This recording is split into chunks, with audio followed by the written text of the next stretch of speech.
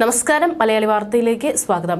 October 7 Hamas ആക്രമണത്തിൽ ബന്ദിയായ സൈനികർ കൊല്ലപ്പെട്ടതായി അറിയിച്ച് ഇസ്രായേൽ സൈന്യം. സൈനികന്റെ മൃതദേഹം ഹമാസിന്റെ കൈകളിലാണെന്നും ഗാസയിൽ സൂക്ഷിച്ചിരിക്കുകയാണെന്നും IDF പുറത്തിറക്കിയ പ്രസ്താവനയിൽ പറയുന്നു. 19-കാരനായ സർജന്റ് ഷെയ് ലെവിൻസൺ ഒക്ടോബർ 7 മരിച്ചു. അദ്ദേഹത്തിന്റെ മൃതദേഹം ഹമാസിന്റെ കൈകളിലാണ്.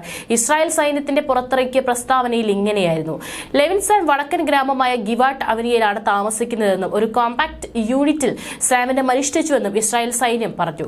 അതിനിടെ ഗാസയിൽ ഓരോ മണിക്കൂറിലും 2 അമ്മമാർ വീതം കൊല്ലപ്പെടുന്നതായി സ്ത്രീകൾക്കായുള്ള UN ഏജൻസി അറിയിച്ചു. ദ്വിരാഷ്ട്ര പരിഹാരത്തെ നെതന്യാഹു എതിർക്കുന്നില്ലെന്നും അമേരിക്കൻ പ്രസിഡന്റ് ജോ ബൈഡൻ അവകാശപ്പെട്ടു. ഗാസയിൽ ഇസ്രായേൽ മനഃപൂർവ്വം യുദ്ധക്കുറ്റങ്ങൾ നടത്തിയതിന് തെളിവുകളില്ലെന്നും വൈറ്റ് ഹൌസ് അറിയിച്ചു. എന്നാൽ ഇസ്രായേൽ ആക്രമണത്തിൽ റാമല്ലയിൽ അമേരിക്കൻ പൗരത്വമുള്ള 17-കാരൻ കൊല്ലപ്പെട്ടതിൽ ആശങ്കയും അറിയിച്ചു. അതേസമയം ഹമാസ് ബന്ദികളാക്കിയവരെ തിരികെ ലഭിക്കാൻ ഗാസയ്ക്കെതിരായ ആക്രമണം അവസാനിപ്പിക്കണമെന്ന് ഇസ്രായേൽ പ്രതിപക്ഷ നേതാവ് യായർ ലാപിഡ് ആവശ്യപ്പെട്ടു. ഹമാസിന് ഉന്മൂലനം ചെയ്യണമെങ്കിൽ ആദ്യം ബന്ദികളെ പുറത്തെത്തിക്കണമെന്നും ലാപിഡ് പറഞ്ഞു. നിങ്ങൾക്ക് ഹമാസിനെ ഉന്മൂലനം ചെയ്യണമെങ്കിൽ ആദ്യം ബന്ദികളെ പുറത്തെടുക്കണം. എത്ര വേദനാജനകമായാലും ഏത് കരാറിനും പൂർണ്ണ പിന്തുണയുണ്ടെന്ന് ഞാൻ സെനറ്റിലും പ്രധാനമന്ത്രിയോട് വ്യക്തിപരമായി പറഞ്ഞിട്ടുണ്ട്, ലാപിഡിനെ ഉദ്ധരിച്ച് GLZ റേഡിയോ പറഞ്ഞു. ഹമാസിനെതിരായ യുദ്ധം സർക്കാർ മോശമായാണ് കൈകാര്യം ചെയ്യുന്നതെന്നും പ്രധാനമന്ത്രി ബെഞ്ചമിൻ നെതന്യാഹു രാജിവെക്കണമെന്നും യായർ ലാപിഡ് നേരത്തെ ആവശ്യപ്പെട്ടിരുന്നു.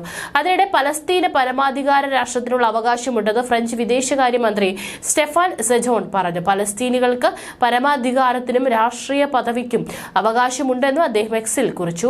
ആ ലക്ഷ്യം കൈവരിക്കാൻ പലസ്തീനുകളെ പിന്തുണയ്ക്കുമെന്ന പ്രതിജ്ഞയിൽ ഫ്രാൻസ് വിശ്വസ്തത പുലർത്തുമെന്നും അദ്ദേഹം ഊന്നി പറഞ്ഞു.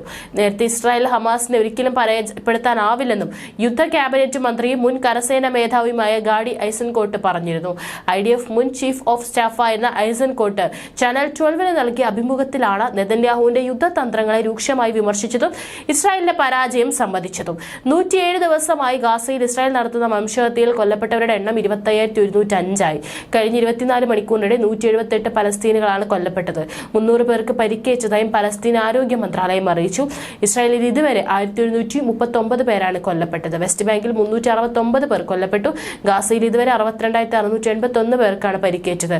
ഇതിൽ 8,663 പേർ കുട്ടികളാണ്. വെസ്റ്റ് ബാങ്കിൽ 4,000 പേർക്കാണ് പരിക്കേറ്റത്. ഗാൻ യൂണിസിന്റെ തെക്കൻ മേഖലയിലാണ് ഇപ്പോൾ രൂക്ഷമായ ഏറ്റുമുട്ടൽ നടക്കുന്നത്. നാസർ ഹോസ്പിറ്റലിനെ കേന്ദ്രീകരിച്ചാണ് ഏറ്റുമുട്ടൽ നടക്കുന്നത്. ഇസ്രായേൽ സൈന്യം ഈ മേഖലയിൽ കനത്ത ബോംബാക്രമണവും നടത്തുന്നുണ്ട്. ഉയർന്ന കെട്ടിടങ്ങൾക്ക് മുകളിൽ കയറി നിൽക്കുന്ന ഇസ്രായേലി സൈനികർ തെരുവിൽ കാണുന്നവരെയെല്ലാം വെടിവെച്ച് കൊലപ്പെടുത്തുകയാണെന്ന് റിപ്പോർട്ടുകൾ. നിരവധി ആളുകളാണ് ആശുപത്രിക്കകത്ത് കുടുങ്ങിക്കിടക്കുന്നത്. അതിനിടെ വടക്കൻ ഗാസയിൽ ഒരു കാറിന് നേരെ നടന്ന ആക്രമണത്തിൽ 3 പേർ കൊല്ലപ്പെടുകയും നിരവധി പേർക്ക് പരിക്കേൽക്കുകയും ചെയ്തു.